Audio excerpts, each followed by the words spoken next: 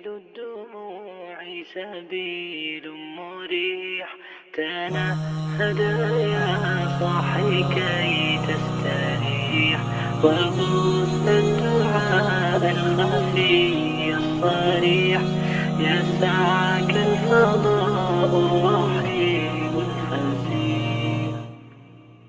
سبيل الدموع سبيل مريح تنهد يا صاحي كي تستريح وبث الدعاء الخفي الصريح يسعك الفضاء الرحيب الفسيح.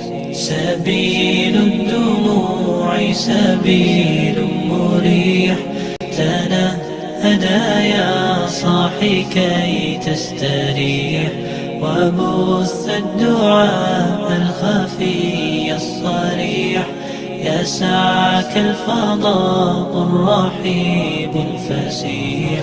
فبالله كم تستطب القروح ويبرأ جروح الكسير الجريح وينشط ذاك السقيم العليل وقد كان بالسقم دهرا طريق. تقال العثار العظام به ويغدو الهوى ككبش ذبيح بذكر الإله تطيب الحياة تسر أسارير وجه صبيح تسر أسارير وجه صبيح.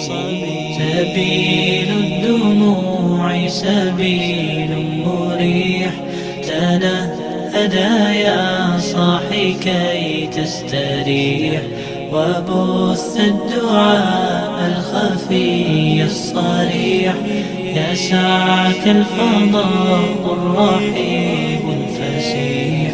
سبيل الدموع سبيل مريح تنهد يا صاحي كي تستريح وبث الدعاء الخفي الصريح يسعك الفضاء الرحيب الفسيح. تنحى يا حزن واهجر فؤادا توكل بجد بعزم فصيح فإني علمت بأنك نجوى ولبس خبيث مضل قبيح. تبختر ترجل بصوت وخيل فما لك في الأرض درب صحيح. إلى الله عدنا وبالله نذنا ليطوى زمان بائس شحيح ليطوى زمان بائس شحيح. سبيل الدنيا. بسم الله الرحمن الرحيم. السلام عليكم ورحمة الله وبركاته. الحمد لله رب العالمين والسلام على أشرف الخلق والمرسلين سيدنا محمد وعلى آله وصحبه أجمعين. اللهم اشرح لي صدري ويسر لي أمري واحلل عقدة من لساني يفقهوا قولي. Welcome to all of you brothers and sisters to the weekly Islamic Oasis live. Inshallah, myself, Dr. Ayman Hameed, inshallah, will be hosting and discussing with Brother Shirazi, who just came back from hot areas and actually the hottest area in Muslim world, from Sham. So inshallah we'll be sharing and discussing and asking some questions from his experience on the ground. And also probably myself came back from Palestine probably 2 weeks ago. Inshallah I might be sharing some of the experiences and some of the ideas I have noticed and also experienced over there too. So inshallah, welcome to the weekly Islamic Oasis live. And if you have any questions, I think they are welcoming your questions on Facebook and also live. So inshallah, first of all, we would like to welcome Brother Shirazi. Alhamdulillah, welcome back. Inshallah, you were safe back and your trip was successful and productive. So if you'd like to start with a few minutes, very quickly, if you have anything to say about your trip recently in Sham. Alhamdulillah Rabbil Alameen, salatu wassalamu ala Sayyidina Muhammad wa ala alihi wa sahbihi ajma'in. Of course, every time, as Dr. Ayman also mentioned, every time we go back to the Muslim world, and then we come back with a new, almost a rejuvenation. We always come back with almost new energy, because the kind of energy that we see on the ground, and the kind of the willingness to sacrifice, the willingness to give for the sake of Allah Subhanahu wa Taala, especially from amongst the youth, and the struggle of the Muslim Ummah to revive itself, to bring back the days of glory, especially Sham, where everywhere you go, there's a symbol of that. Right? Whether you are in Turkey, or whether you are in Halab, or whether you are in Idlib, whether you are in any of those areas, subhanAllah, you go, you find a masjid that was built by such and such. You find the graves of the Sahaba, you find the graves of the ulama, you find the graves of So the signs of the greatness is there, and will always be there. And those are and then you also see that in the people, because the people have also realized the role, for instance, Bani Umayyah played in this, in the history of Islam and the Muslims. So, no matter what happens, I know that a lot of the people are, they're not, because it's not in the news as much. But that doesn't mean that the struggle has stopped. Actually, the struggle has actually, I think, inshallah, we will see a different phase of the struggle. Exactly. So many things to really discuss. I want to get really hard to the topic. So I was just in Palestine, and I've noticed it's only getting worse on the ground for the conditions of the Muslims, where the occupation is getting worse, poverty is getting worse, the tyranny is getting worse, the condition of the Muslims is not getting any better. The Palestinian Authority and its agents, as well as the Yahud and their agents, are holding a tighter grip on on the Muslims, and making it very difficult to get by day to day. Even going to the masajid, doing their thing as an act of worship, it's becoming very more difficult day by and day in. So, if I want to connect history and go back to what happened to Palestine, where Muslims have failed to protect and then have failed to liberate, and have failed to bring it back to the body of Islam, if there is any, and now we're paying the price, as well as the Muslims who abandoned Palestine before will pay the price eventually on the Day of Judgment.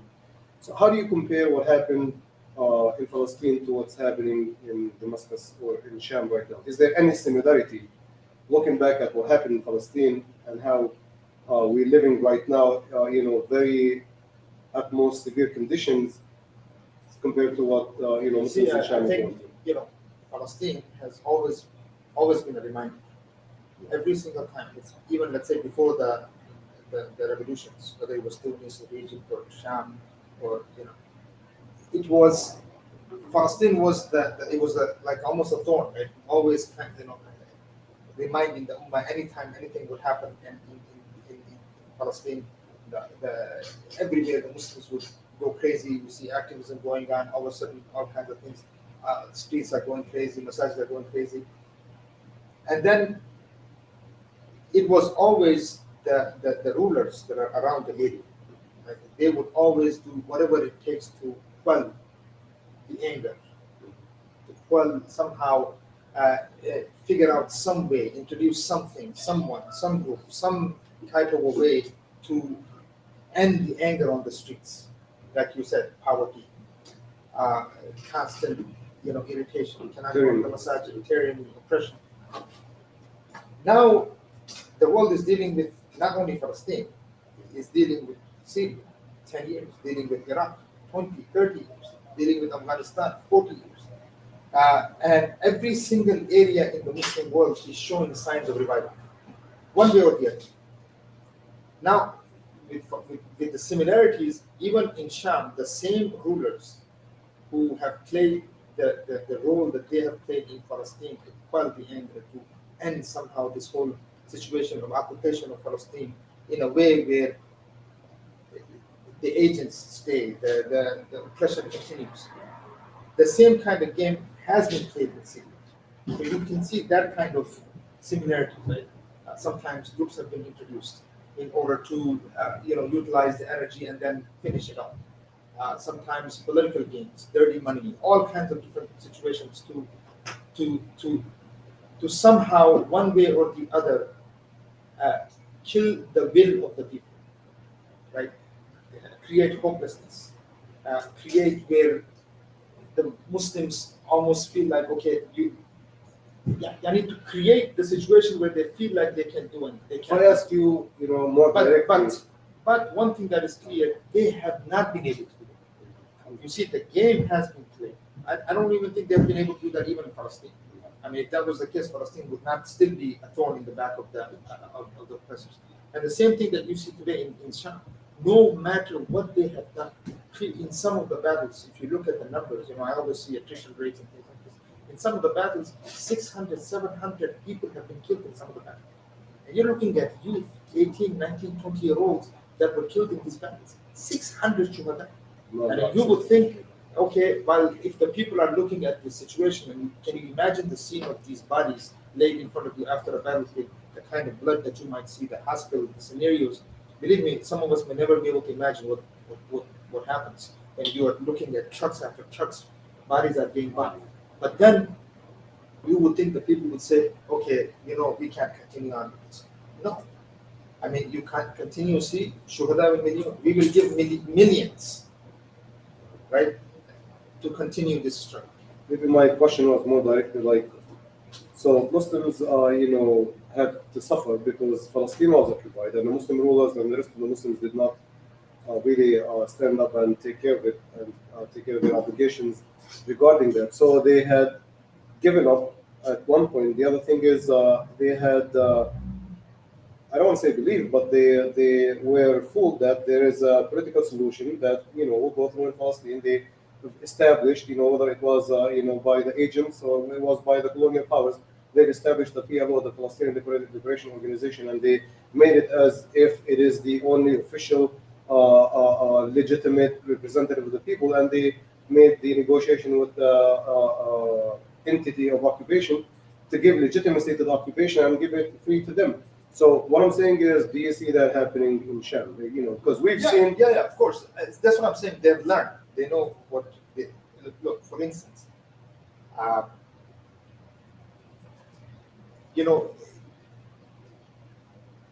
bringing, for instance, you're saying that bringing legitimacy to the application, right?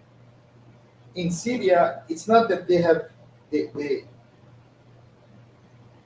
no one is able to legitimize what Bashar al-Assad is doing, okay? But neither what Russia is doing, like constant airstrikes day and night, or what the U.S. is doing in their resort, for instance, in that area where they have their own, with the PKK and all of this kind of stuff. It's not that. It's that so far they were not able to bring someone that would be able to speak the language of people of Sham. Have they tried? They have tried. So far, they have. So what I have observed, and that I'm observing the same thing in Afghanistan. I'm observing the same thing, where they will bring faces that are trusted to create a facade of, where people can somehow are fooled to accept. So what you're saying is that even though they tried to bring, some groups or organizations or names that will look like they are the ones who were sincerely fighting and mujahideen, and they represented the people and the people trusted them, try to come down and sign a treaty, whether it is that treaty or that treaty, and some of them, they have failed because people recognize and realize that. Look, it's been 10 years, and it is a revolution. When you have a revolution, when you are on the ground, when you see, I don't know how it is in Palestine. I've been in Palestine also, and I was there 3 months and things like this. So I saw Palestine. I know what's going on. But then when you're in a place where there is a revolution is going on, the thinking is a bit different. When there is an occupation and people are fighting an occupation, in one place where you have a revolution and occupiers, everyone is coming to fight that idea of a revolution, a revolt. Now, the thing is that so people, because of this revolution, there's a lot of people reading. There's a lot of awareness that is taking place. There's a lot of that was not there before. People were not able to read. People were not allowed to think. People were not allowed to watch what they want. People, I'll give you an example. For instance, no matter how it is, who it is on the ground that's ruling the people or organizing the people, if you touch somebody and in meaning that you try to put your authority, if you just even touch someone, the guy will slap you twice. Doesn't matter how big of a gun you have in your hand, or people have become like that. And why? Because they have finally, in some ways, in at least in 3 areas, people have tasted freedom. Broke away the shackles, right? Nobody can if US couldn't control them, if Russia with the airstrikes, with every weapon that have been tested on the people couldn't control them, if the sellout rulers around the globe could not control them, if who the heck is some little group with whatever numbers is going to control the will and the future of these people, right? So the people have that's what I always say, that the quality of people of Sham is different than other places that I've seen, right? Other places gave up in 2 months, 6 months, 7 months, 4 months, 3 months, but Sham 10 years on, and you still see people are not willing to accept nothing except what the people want. If I ask you, and this is from and look, and you're not looking at people who are PhDs or masters, or no, these are simple people. And look, majority of the population of Syria, no matter where you go, you find they're agricultural people. They're very patient people. This is something about nature of the people, agricultural people. They can sow a seed and wait whole year before they see the result of this thing. So I don't know if those people who attack or who they realize the nature of those people. Right? So they are willing to wait. They're willing to wait to see. Look, I put my seed. The seed has been sowed. Right? Yes, there's a lot of culturing that will have to be done to make sure that the proper tree grows properly and the water is coming in, and we might have to support it from here and there and all of that. But the seed has been sown, and that is the key here. That is the key. That seed is the seed of hope. That's the seed of change. That's the seed of what is coming for this land. A new breed, a new generation, a new thinking, a new process. It's unbelievable, Sheikh. If I stop you here very quickly. So we've heard about revolution to correct the revolution. Very quick question. Do you find that the people do realize and they are aware and they're conscious about all the political agenda and the propaganda and the plots and the plans of the kuffar that have been played on them? Are they very well aware, Look, are people aware? And I'm not talking about the very average layman masses. I'm talking about people are the movers and the shakers of the society, people who have influenced the figures, and Look, you find even in the free areas, in many free areas, I don't have to go which areas, but there are people in jails. There are people who are being tortured. There are people who are being arrested for saying, and that's not stopping the people. And they're also questioning going on, protests going on the streets. You find people who are questioning. As I said, no group will be able to control once people have tasted freedom, right? And that's a revolution by itself. That's revolution where they can think a little bit and not being, they used to say even the walls have ears, man, and the brother would not trust the brother. It was crazy. But now people are writing, people are reading, books are coming in from all over. People are really saying what they want, and you see that in the people. Now, revolution. Are there people who are thinking 100%? I usually when I'm there, I'm there. Maybe it could be a statement that people could say, no, those are. For instance, I'm with the doctors. Actually, majority of the time I spend with the doctors, and I see what's happening with regular people, average people. I'm with the nurses like this, and I consider them to be most very educated. majority of the doctors, because they know English, they're reading what's going on, they're reading the newspapers, they're constantly, and they really looked up to me. I talked to one of the doctors for instance. I said, "What do you think? Is this what happens? Something happens to you? What happens?" He said, "Nothing will happen because they can kill everyone. They can't kill the will. There is that will, and that is the most amazing thing about this whole revolution, is that the will has been instilled, and you can't kill the will." So that itself, they see what Iran has done. They see what Russia has done. They see what America has done. They have seen the call for democracy and the human rights. What human rights? I mean, they were laughing at me. They're saying, "Oh, look, people are asking Taliban about human rights and women rights," and somebody say, "For God's sakes, these people they've killed thousands of people, dropped thousands of bombs upon the women and children and madaris and schools and hospitals and markets. You're talking about human rights. Yeah. So what human rights, right? So that kind of discussion is gone.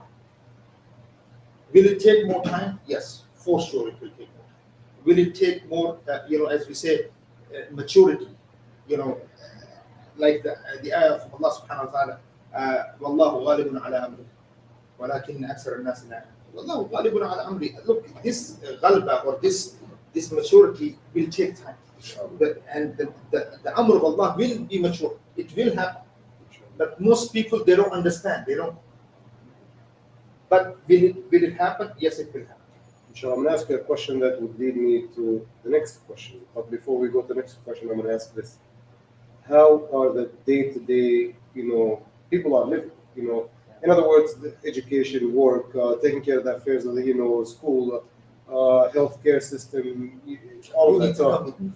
So if you can just, because again, we don't really see directly what's going on there, and we don't hear it in the news. There's no authentic sources that will, bring the picture clearly exactly as it is. So if you can tell us and tell I'll tell you, and I have to be honest, especially in Idlib is actually very important. Something that being honest, because I have to answer for Allah subhanahu wa ta'ala. Idlib is very organized. Because, I've been to Idlib before. And I was in Idlib 2014, 2015. I had to, when I got to Idlib, because I wanted to see Babu Kaba Hospital. And it was crazy how I got to it. There would be a book one day in Sham. What we had to do to get to Idlib at that time. Maybe in time we'll talk about this. And it was something else. And that's what I'm saying. That's what a revolution is. Right? You get into these places, get into these hospitals. You're ducking and going. There are assassins everywhere. It was crazy. The hospitals, you couldn't stand up and watch windows. If there were windows, you couldn't walk. They were in the hospitals. We were crawling. Because if you stand there, snipers especially, and things like this, and depending on where the hospital was, if it was very close to the design areas and things like that. Today, look, the situation is we have COVID. COVID was crazy this time when I was there. There was not one hospital, any hospital, not one bed that was free. It was crazy. I mean, I don't know how many ways I spoke to my own family that, look, man, not only there's COVID, but there is now, Nizam is a bit close, so you have a lot of shelling. There's a mortar, ground-to-ground bombing that's going on. And then on the top of that, you have a lot of drones on the top of the people constantly. Iranian drones, and American drones, and Russian drones, and things like that. On the top of that, we have Russian airstrikes. And Russia is trying almost every new weapon. And they say, we've tried this one, we're trying this one, we're trying this one. And on the top of that, we have assassins everywhere. And so that's one thing. But that's almost become daily normal for the people.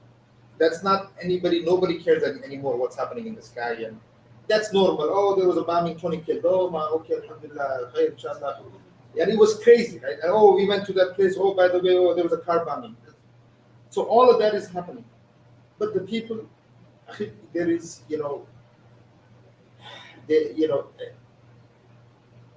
psychological effects on the people, of course. You find a lot of children, especially parents, young parents, they have not been, especially the young mothers, because when I was in the hospital, you constantly see children brought in with head injuries. constantly. Of course, sometimes it's because of sharpness that was sharply hits. Sometimes it's because of gender bombing and things like this. So that happens. That's known. But also, what I observed was that a lot of children have head injuries. So why? Because young women, young sisters, they're mothers, but they have no experience. Parents have been killed. Things like that. So you find children, also you find a lot of psychomotor injuries, traffic injuries, a lot of people who are psychologically, who just walking around on the street, actually sometimes you don't know if he knows where he is. You're talking to people, just imagine that for a second. If you've lost everyone, right? On the top of that, you have no privacy if you're living in shelters and tents. There is no bathrooms. On the top of that, the last bombing that happened in Italy, which was last Juma, the bombing that happened, that killed, almost 5 different missiles that hit the same damn camp. And it was in a camp, and all you saw was outside the tent, just blood all over, and women just crying. So that's another thing on the top of that you're dealing with. And then you're dealing with disease, people heart patients are there, elderly are there, women and children are there, orphans are there, widows are there. So and you find a lot of handicap also. A lot, subhanAllah. All the way, I entered from Babu Salama, which is the Khalisay. I entered from there, and I went all the way from there all the way to almost Rabibah. The cities, all of that, across the whole Qatar, all the way till Idlib city itself. So that's about 3.5 hours, 2 hours there. So you find a lot of children handicapped. To the point that they have come up with new ways of driving, where people can drive with one hand. A lot of new innovative ways to somehow make people mobile, for instance, that they can move. But the ones that are suffering the most, I would say, are the sisters. We don't have enough doctors who are women. So a lot of sisters don't come to the hospitals.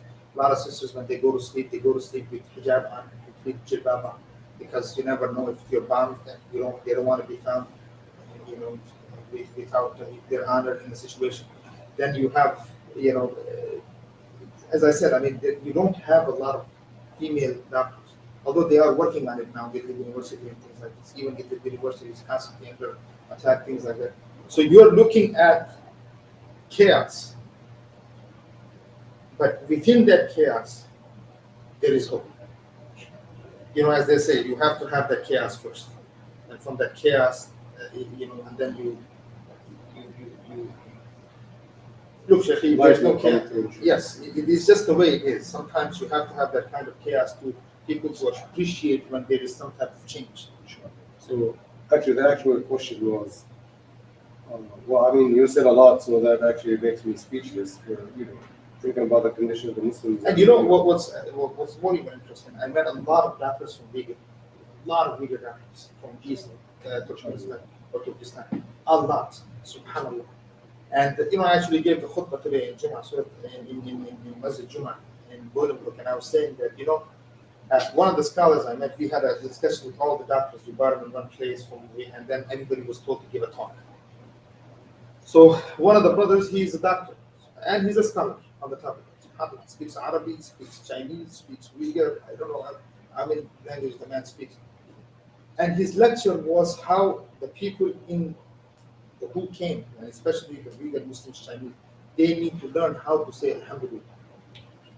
And he was saying, look, we are here, and they're serving in the hospital, and they're very organized. It's amazing. Some of you learn the nature of different people, how different people work, and how they are. They're very brave, and they're very, very organized. So he's saying that, look, where we were, we weren't allowed to grow our beards. We were not allowed to wear our traditional clothing. We were not allowed to pray. We were not allowed to read Quran. We were not allowed to marry Muslims. We were not allowed to fast. We were not allowed. We were not allowed. We were not allowed. And he's saying, Alhamdulillah, we are in Sham. Under these circumstances that I just described, drones, airstrikes, bombings, assassins, car bombs, COVID. He finds it a chance, mashallah. It's an opportunity. He's saying, Alhamdulillah, here we can pray without thinking. Yani we can say, and that, wallahi, Sheikh, when I heard that, it just put tears in my eyes. I said, And we sometimes we are like, take it for granted. We just comes to us. So I'm trying to create a balance between what's on the ground and the like geopolitical. So learning from what happened and also moving forward and hoping that we plan as Muslims and we understand. Is there will the groups who are underground, who are controlling, organizing, managing, in Idlib and otherwise, do they understand there is a difference between being a fighting group that stood up to remove the oppression and dhulm from the Muslims and the actual ruling position that is taking care of the affairs of the people and managing and giving and providing and maintaining? Do the groups understand that there is a difference between just controlling? So, here's the thing, and taking care of the affairs of the people? See, look, I'll answer it with an example. You have, for instance, Umar ibn Khattab removed Khalid bin Walid when they took Sham. And one of the reasons that I was listening to one of the scholars who was saying that Khalid bin Walid was a fighter. He knew how to fight.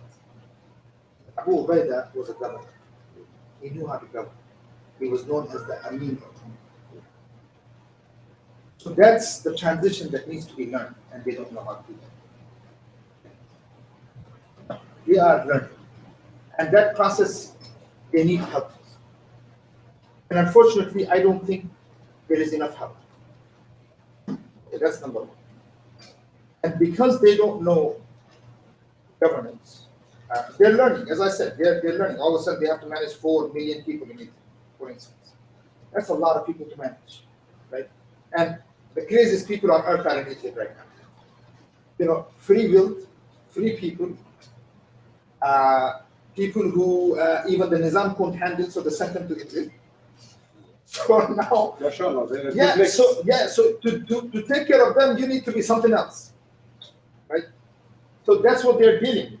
I mean, they know what kind of what population that they are dealing with. So that's not. But did they know how to govern? No, I think that is a process itself that they're learning.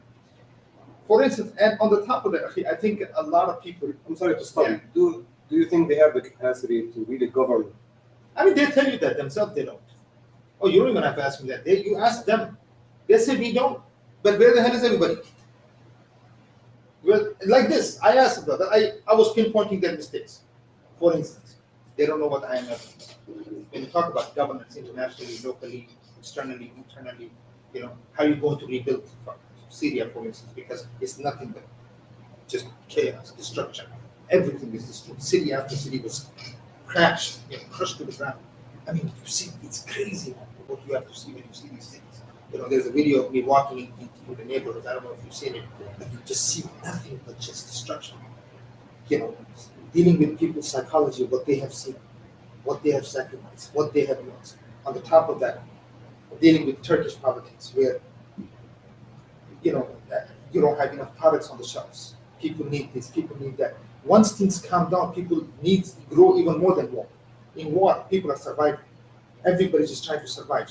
Doesn't matter if it's not enough bread. Doesn't matter. People are just they're giving, sacrificing more than. But once things settle down, everybody wants bread. Everybody wants milk. Everybody wants water. Everybody wants diapers for the children. Everybody wants every hospital to be working. And if it's not working, they yell the heck out of you. They say, well, it's crazy. You have to deal with it. Women come and they scream at you, and doctors stand there and listen to the screams of the people. Say, what can I do? I don't have resources. I don't have supplies. I have to send this kid to Turkey, for instance. So I'm just giving you doctors here, hospitals, lack of supplies, lack of even how to handle things, lack of equipment, lack of not knowing this, that. And then that goes on in every sector. That's going on in every sector. People are stealing. People are desperate, for instance. Right? When people do these food distributions, people go and sell those boxes and they get some cash because you need cash. How long are you just gonna keep getting oil and sugar and tea? For God's sakes, imagine you had a daughter that was 10 years old. Now she's 20 in the camp, 10 years. 20 years old. Now she needs to get married. They're thinking, right? Because you have 4 daughters, for instance. What are you going to do with them? One was 20, one was 30, one was 10, one is now 20, one is 30, one is 40. Needs grow. You're sitting around. What to do? Then anybody that, so, but can they govern? Look, there were a lot of discussion on governance. And their issue is, where are the scholars? We don't know, and we're telling you we don't know how to govern. Right? Some of them will tell you, I don't even know how the hell I'm still alive. Right? You knew a little bit about finance, now you became the finance minister. You knew a little bit about how to handle kaza kaza, now you became, because you're the only ones that know how to read a little bit. Think about the situation. You're talking about 10 years of no schools. Schools were destroyed, universities were destroyed, mafi jamiyat, mafi Sheik, everything finished. So now, whatever came, so if you had some type of experience in some way, you were a little bit educated, they're being bought in and they're saying, help us, help us, help us, help us, help us. It's almost what like Taliban are doing, like, help us, don't go, everybody left, everybody left, everybody left. That's what they're saying. Everybody that had anything left. Scholars left the church. I remember I attended one thing where the scholar was saying to me, he's telling me, listen, man, we had doctors, people used to praise them, the best in Syria, best in, where is he now? Kuwait. The best in so-and-so, where is he sitting now? Saudi Arabia. Where is he now? Turkey.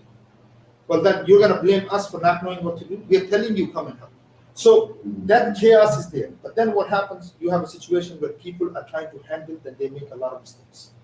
And every mistake is against you. Every mistake, because you don't know. You're learning from tajribah. There's no experience. You're learning now because you are doing for 5-6 weeks. Oh, I learned finally what I need to be doing here. So and that was not in the plan. On the top of that was not in the plan that all of a sudden you'll be put in a position of ruling. And something that I observed, and I think all of the brothers also observe, is that a lot of the movements you see, especially the fighting movements, people, for some reason, these governments put them in governance. Is it to show them failure, to show people failure? That's something that has to be thought about. Trap. That was my next question. Is it almost, yes, is it that people who really, look, they did their thing, for instance. Oh, they know how to fight, they know what to do, okay. But all of a sudden, they are moved from that to positions of ruling, which almost guaranteed failure. Guaranteed failure because you don't know what, you never thought about. It's almost what happened in Egypt, right? How are you going to take care of things? I'm going to call IMF and IMF is going to give me $80 billion. So, planned failure. But if those people realize these things, if the realization is there, which I think is, because, not everybody is stupid. People see that. If that realization is there, then they could, but it is going to be very expensive. But that's also part of it. Part of it in the sense that you have to expect from this type of catastrophe. Everyone that, as you know, revolutions begin, the first people that are killed are thinkers. Right? Anybody that was able to think, get rid of them. Anybody that's able to have some type of skills, get rid of them. Don't give them any type of hope. Why do you think they kept going after hospitals? Anybody, doctors kill them, doctors. Why? Schools, Jamiat, why? You will think, okay, keep your fight in the front, in the front lines. Okay, go over there and fight over there. Why are you dropping bombs on the markets and masajid and schools? Eliminate all the sincere ones, eliminate all the thinkers, eliminate the tools and the means for education, eliminate, yes. And then you leave a very destroyed place, very destroyed city, very displaced people, very unfortunate, very desperate, very primitive, means and tools of survival, very primitive means and tools of taking care of the affairs of the people. And then you put the so-called, mujahideen, sincere, the revivals, and you put them in the face. Here you go. That's a situation. Try to help. Even they're not saying you won't. They're not saying okay. We will. They're just saying what do we do? Look, here's the thing. People will come. Okay. Oh, all of a sudden, let's say some group comes in and takes over. Okay. Well, now people are coming. They're gonna complain to you, but now you're the one in power. Well, they're gonna come and say my cycle motor is stolen. Every day somebody's coming and saying, and this was very common. People's bikes were being stolen. This and that and the other. And people are like, how do we manage this? So in some ways, they also have to figure out to manage that. Right? It's it's a natural thing, no, even if you don't want to be. But this is, from what I'm seeing on the ground, what I see when I observe, is that even if they didn't want to be in this situation, but then if you're going to come into an area and try to manage this area and move on, you're going to have some type of organization. You can't, because you have to figure out what the woman needs are. Women can't feel insecure when they, because we're talking about women who are dying in ways you can't imagine. What message? And speak on this because before we go off the topic. Yeah. So, what positive, constructive advice can we give the brothers who are on the ground? How to deal with the situations? To move forward. Is that their main focus? Should we? What is the advice that we can give them? The absolute best advice, Islamically and practically, that would help them in the situation they're in, and also. For a radical solution, you need a radical, needs a radical tool. So what is a radical solution for that problem? What can they do, and how can we help them? How, is a solution something that is in their hands or something that is outside? In other words, it has to come from outside. If you can I elaborate think on that. Look, as I said, if you look at Syria as, the level of catastrophe. In general, you would say the need help with need has to come from this, because it's not, so there's questions, If you can give me, I'm sorry, brother. So we apologize. We cannot miss that question. So if you can give me the question, there's a I'll read it question. to you. Inshallah. What happened here? I haven't seen any questions. Oh, they have you on the different system. Oh, inshallah, let me see. And that is, you can help me, Sheik. If you can help me, I'll find him, inshallah. Now they're there. Jazakallah khair. Let me ask you this same thing, right? When it comes to Palestine, I think there's many similarities. Right? When you have a situation where, do you not see the same kind of things that happen in Palestine? Actually, maybe the situation in Palestine, if I am becoming the answer. So, Palestine is a little different. Yes, absolutely. So, Palestine is definitely 100% occupied. So, the Palestinian Authority is nothing but a mere agent, and the tools and the means that the Jewish government is using to control, demonize, punish, and probably will be the ones who are agents directed to the Kuffar to manage the Palestinians, and if you want to depress them, suppress them, oppress them, all kind of things. So that's different. They're 100% occupied, and the Palestinian Authority, who is in charge of managing the affairs of the people, is nothing but an agent to the Kuffar. But maybe my observation is not complete. I think there is still hope that the Muslims in Syria, because we don't isolate Idlib from the rest of the, I think they still have the capacity. Of course. They put their hands together and they pray to Allah subhanahu wa ta'ala, and they pledge to nothing but the rules of Allah subhanahu wa ta'ala, that they have the capacity to change the regime and inshallah establish. Look, this is, I was answering the question, and not that is there hope or not. I just want. No, I understand. I want to make sure that what I'm saying is that you're talking about experience of the people, right? Just experiences of how day-to-day things and how people are trying to figure out how to rule, how to manage, how to do this. A lot of things that you have to sometimes just learn on the ground. Many people, from every sector, they're trying to figure out what to do, because you have to understand none of these people were ever given any type of responsibility, and they were never thought to be anything other than slaves. So maybe the tens of thousands of sincere Muslims, sincere fighters, the different factions and the groups on the ground that somehow are connected now with that or this, and then somehow, unfortunately, they fell in the traps of the kuffar that they set up for them, whether they are the direct, kuffar, or their agents, the Arab regimes and the so-called Muslim regimes. If they were to focus on the goal and objective that they revolted originally for, that they came about to achieve and establish, which is removing, the Bashar regime and establishing that's inevitable. Yeah. That's inevitable. That's what I was trying to tell you, is that removal of Bashar regime is inevitable. Sure. And I think every single one, even the powers around and the governments around, they have figured that out. But one thing I'll tell you, But I'm sorry to cut you off. That happened in Palestine, where the PLO, when they first came about, and the rest of the groups and Mujahideen, that was their main goal objective, is to remove the entity of occupation and liberate and free Palestine.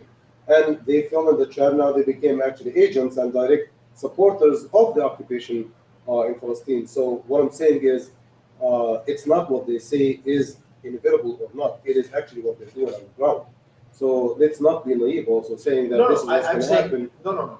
Okay, so again, what I'm saying here is that the idea that Bashar has to be removed has not left the minds of the people. No. It's not a slogan. It's not a slogan. That's a principle, that's a concept. Yes, there is no way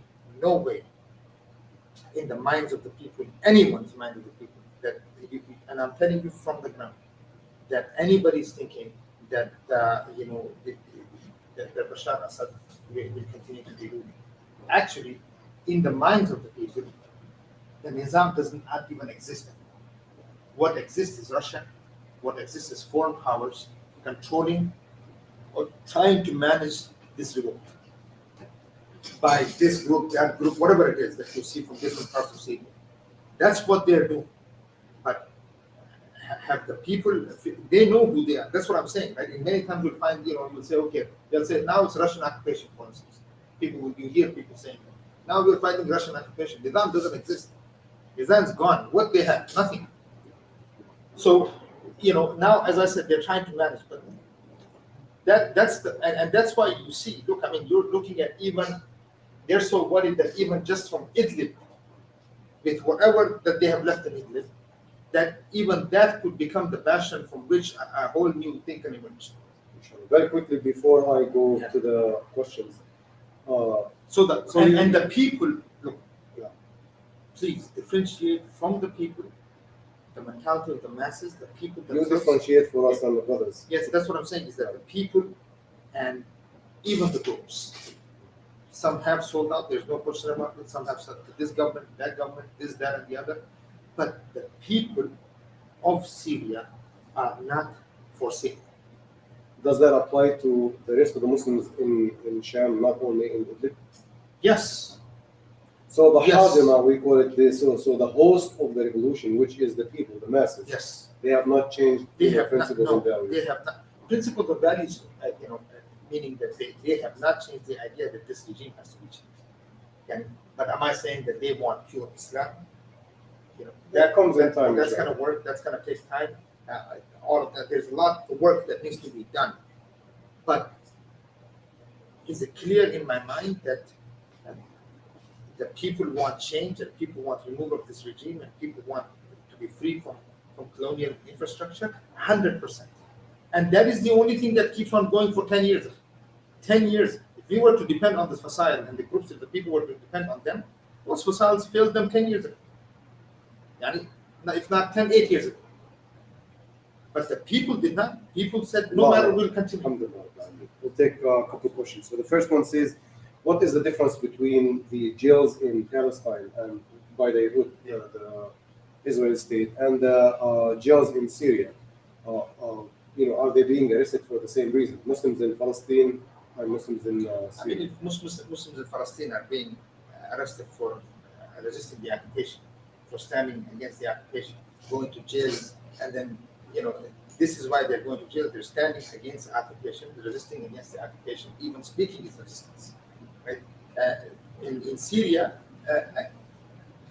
because in Syria, whenever you have a revolution, you have this complete salad of ideas from everywhere. Everybody's trying to figure out what needs to be done, what direction you should go, and there is always opposition. There's a group, for instance, that takes power in a certain area. Somebody comes and says no. Sometimes it happens because each group belongs to different governments even, and they go at, one group arrests the other group, things like this. Sometimes sincere people who are seeing everything that's happening in every direction, and they're speaking. And they are being put in jails because, again, these groups are not able to control the tongues of the masses. Sincere people who are seeing what's happening and who are saying what needs to be said. And that includes many very, very good scholars who did not leave Sham, who did not want to leave Sham. And they are the ones who are actually keeping, subhanAllah, no matter what happens, they're speaking. So those are the type of people who are being put in jails, who see reality the way it is. People are not blind. No one is blind. Yes, these groups, they have these guns and stuff like this. I mean, they asked me a question one time, and I said what I need to say. I didn't say, oh, well, these are, but speaking the truth. They are in need of students of knowledge. They're in need of scholars. They're in need of people who are aware and understanding. Understanding is big. You could have a scholar who's very well educated, blah blah blah. But the problem is, if he doesn't understand how to work with the people, he will fail. Working with the people, understanding the needs of the people, understanding the environment that you're in, and trying to work is a whole different work. And you need those scholars who are mature, who understand things, and they can work with people. I can go and scream and yell at people, or yell everybody that's around me. You're wrong. You say this. But what will I achieve? If you're only few. I mean, I'm talking about the scholars. They're already very few, and the people need them. So where are the scholars right now in Syria? I mean, they're the few that were left. I mean, my question is, are they in jail? Have they been assassinated? There are many who were assassinated. Have they escaped? Some escaped, some attacked, but some did not leave. Some kept going, kept talking, kept going to, if you look at the jails of Syria, for instance, till now, Sarnaya, for instance, 20,000, you don't even need. I was talking to one of the students, he was a student of knowledge. Inshallah, we will publish the interview. You can't imagine the kind of torture he was describing to us. His own brother was another student who died in his lap. And he said, Akhi, the whole time that we were in jail, we were only in our underwear. We were kept in our underwear, period. Sometimes we would sit in our own species, what do you call it, feces. We were sitting in our feces. And they would hang us to ourselves. And then they would take the small blades and they would, just torture. So till now, even though he got out, somehow, families paid money, and Allah knows how which way they came out. Now I was talking to this brother in Turkey. Till now, subhanAllah, without, making some type of zikr of Allah subhanahu wa ta'ala, he cannot talk. Because psychologically, what has happened to him, right? He has this thing. He said, I was there for 1 year, year and a half. And he said, you don't understand. I mean, we were not even allowed to get clothes, right? I mean, you're looking at your own brother dying, and other youth that are in this situation, and then the torture. You cannot imagine the screams that they do, the kind of things that they do to us to break. And all I was a student of knowledge. SubhanAllah, Sheikh, just to comment, I think, and this is not to give any credit to the Jewish state, but the Kuffar agents and the Arab regimes and the Arab rulers, they actually have a lot worse conditions in their jails and a lot worse torture than they would, because they know that the sincere ones are the ones who are going to bring the change. Have you ever seen a Jewish entity bury somebody alive? Maybe it happened in the past, but right now they don't bury. No. I'm saying to actually bury, like maybe it happened more, whatever. Right? I mean, perhaps what I'm saying is that bringing people actually say La ilaha illa Allah. That doesn't happen. I mean, literally, just say La ilaha illallah. The guy doesn't want to say. Bury him alive. The amount of torture and oppression. Taking people, bringing their ears and pulling them one by one. I mean, cutting they have specific knives, to slash the backs of the people and then put salt. I mean, this is, but see, those scholars, I give it to them, those scholars who, with all of this they went through and they're still there, these are people who are signing their names in Jannah. فحسب الناس أن يتركوا أن يقولوا آمنا وهم لا يفتنون. People thought that they will be left alone, saying that we believe, and they are being left alone untested.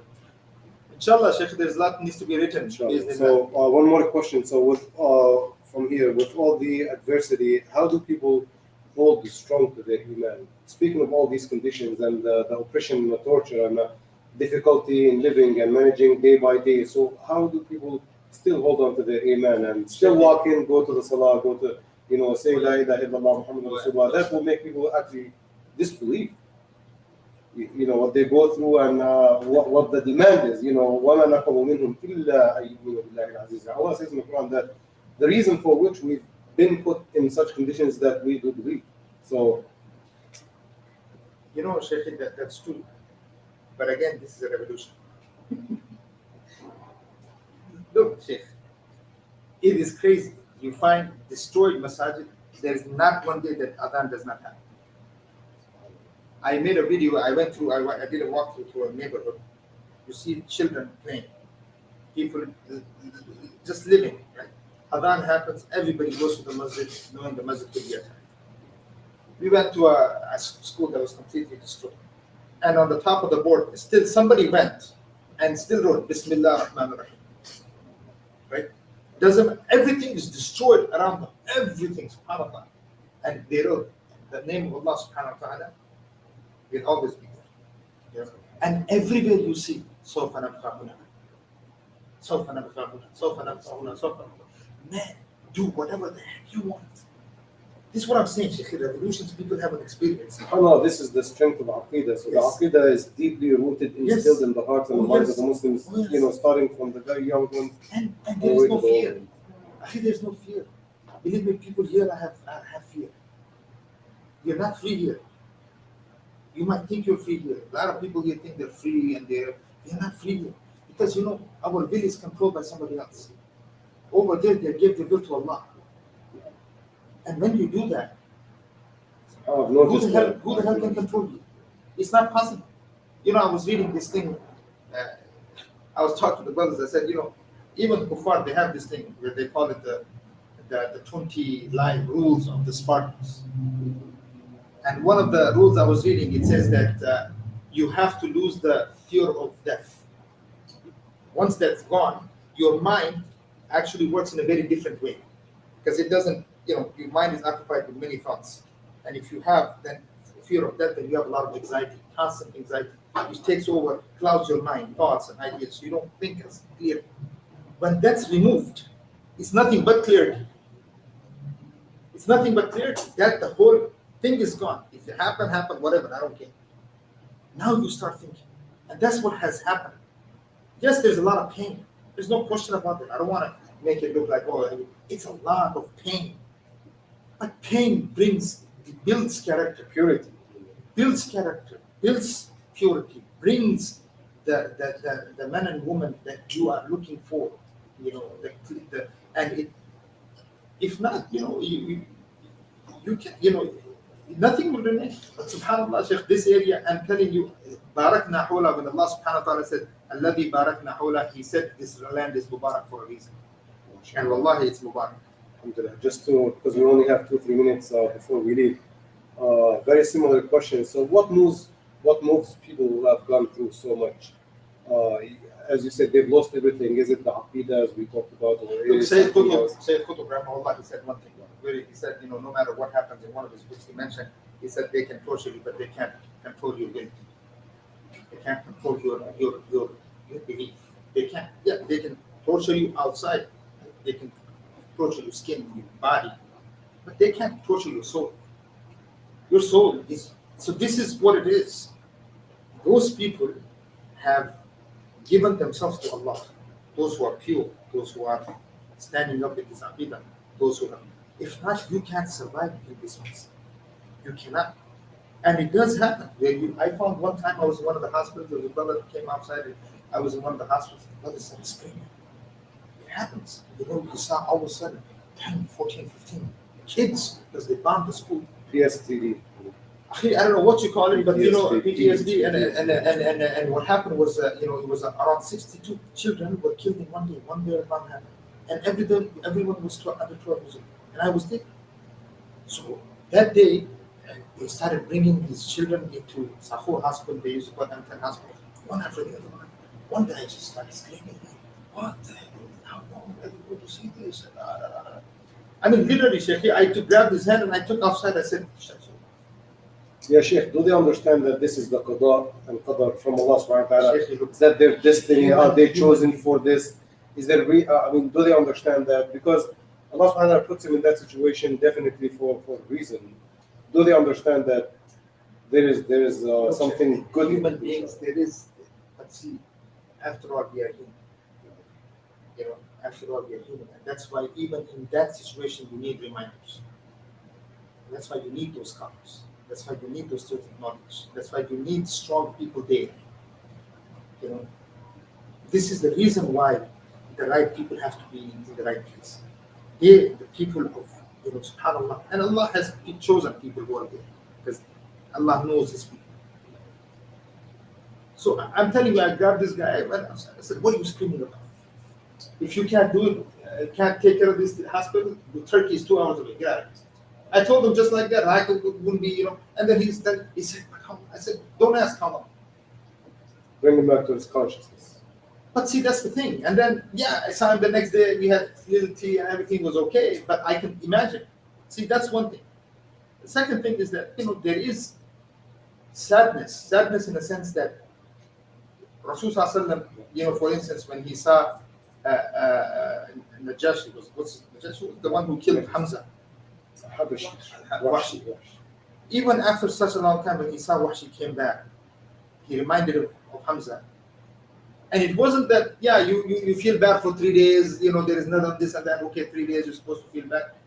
But there is sadness as a human being. And he told him, just don't show me your face.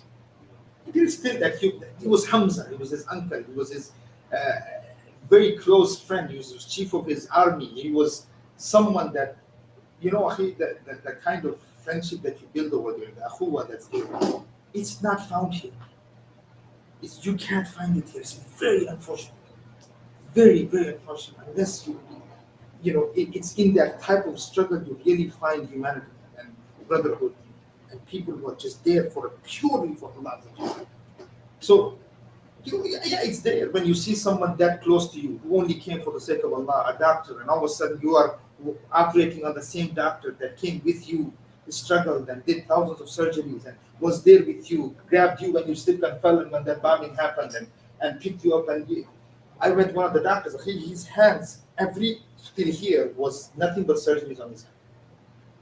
I mean, you know, I was telling one of the brothers, I said, you talk about Khalid bin Walid and you said there's not one part of his body that was not, you know, you didn't have, you know, some type of a cut or I think he just raised, he did this like this just to make wudu. So we got to pray. So he just did this. And I'm telling you, cut here, cut here, cut here, cut here, cut here, cut here, cut here.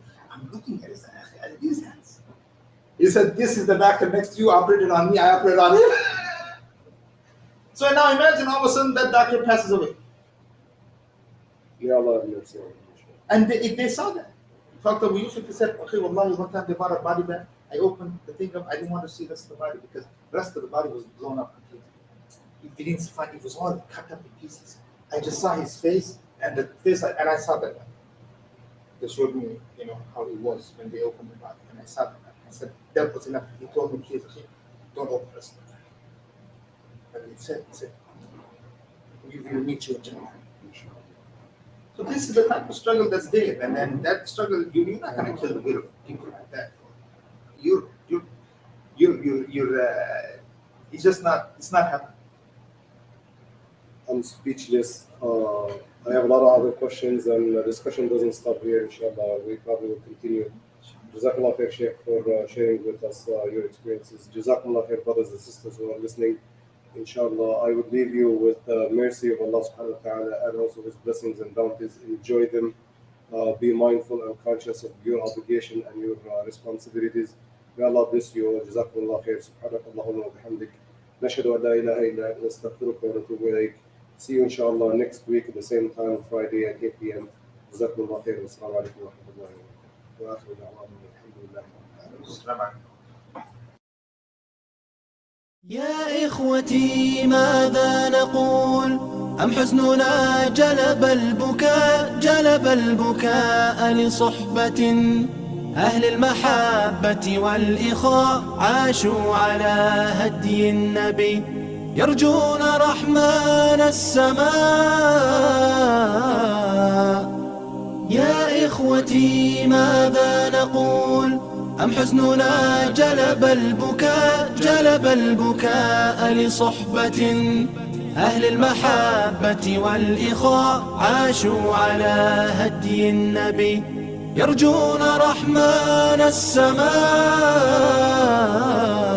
يرجون جنة ربهم يوم القيامة والجزاء، يوم رهيب قاتل في لحظة حق.